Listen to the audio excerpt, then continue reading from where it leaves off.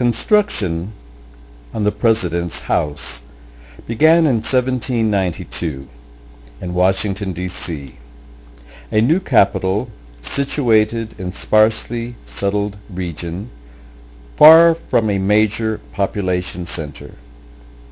The decision to place the capital on land ceded by two slave states, Virginia and Maryland, ultimately influenced the acquisition of laborers to construct its public buildings. The D.C. commissioners, charged by Congress with building the new city under the direction of the President, initially planned to import workers from Europe to meet their labor needs.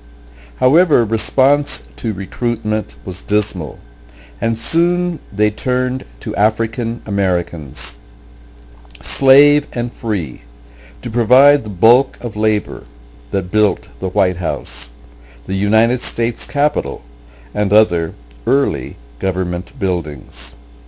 A major concern in the construction of the new public buildings in this remote location was the acquisition of building materials such as stone, lumber, bricks, hardware, and nails. Black quarrymen, sawyers, brickmakers, and carpenters fashioned raw materials into the products used to erect the White House. Master stonemason Colin Williamson trained slaves on the spot at the government's quarry at Aquia, Virginia. Their slaves quarried and cut the rough stone that was later dressed and laid by Scottish stone cutters to erect the walls of the President's house. Sawyers listed on government payrolls such as Jerry, Jess, Charles, Len, Dick, Bill, and Jim undoubtedly were slaves, leased from their masters.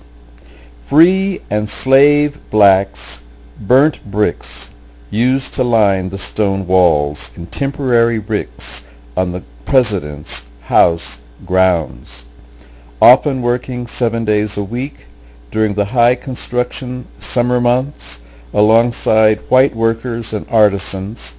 Black laborers proved vital to the workforce that created both the White House and U.S. Capitol.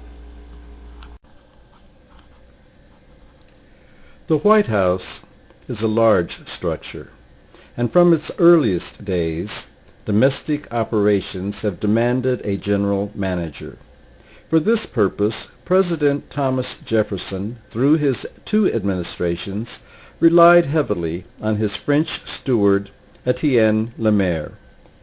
There were two other white servants, Julien, a French chef, and Joseph Dougherty, an Irish coachman. The remainder of Jefferson's regular household staff, which numbered a dozen, included slaves from Monticello. Even under the best management, this was a small staff. However, in the early years, the President paid his household personally. The domestic offices and servants' quarters were located in the rooms of the basement. Kitchen staff directly under the entrance hall cooked busily all day, providing food for servants, staff, and any guest who might be visiting. Jefferson's style of living was simpler than that of many rich citizens along the eastern seaboard. His one concession to grandeur was to dress his men servants in livery, knee breeches, and gilt or steel-buttoned blue coats with crimson trimmings and lace edging. Although Jefferson wrote his daughter that he preferred white servants so that he could dismiss them when they misbehaved, he did care for his slaves. When a sickly child was born at the President's house, 11 months after Jefferson's own grandson, James Madison Randolph, to slaves Fanny and Eddie in 1806, he provided for the nursing care of the baby and mother. Sadly, the child died before its second birthday. 1810s. Paul Jennings, who was born a slave on President James Madison's estate at Montpelier in 1799, was a body servant who attended the president until his death in 1836. Jennings later purchased his freedom from Daniel Webster. Webster acquired Jennings from Pollard Webb, who in turn bought the manservant from Dolly Madison in 1846. After meeting the terms of his agreement with Webster, Jennings became a free man and found work at the Department of the Interior. In 1865, Jennings published Colored Man's Reminiscences of James Madison, the first memoir about the White House by one who had lived there. The publication remained obscure for many years because it was printed in a limited edition, but today it is acknowledged by scholars as a classic.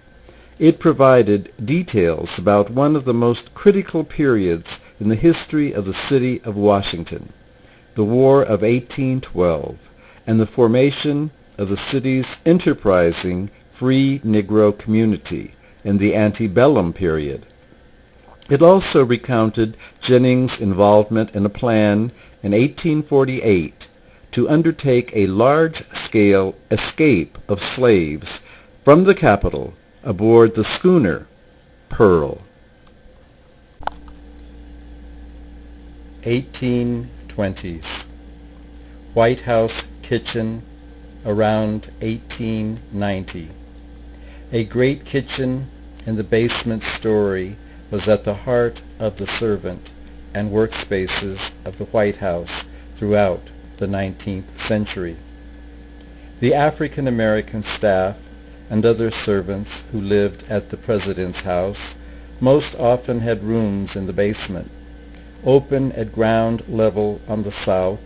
The basement, referred to as the ground floor today, had windows on the north facing a deep areaway that was entirely hidden from view. Visitors on the public tour of the White House walked through the long cross hall of this space with rooms opening to the sides. Today the rooms are used as a library, china room, offices, and the formal oval diplomatic reception room.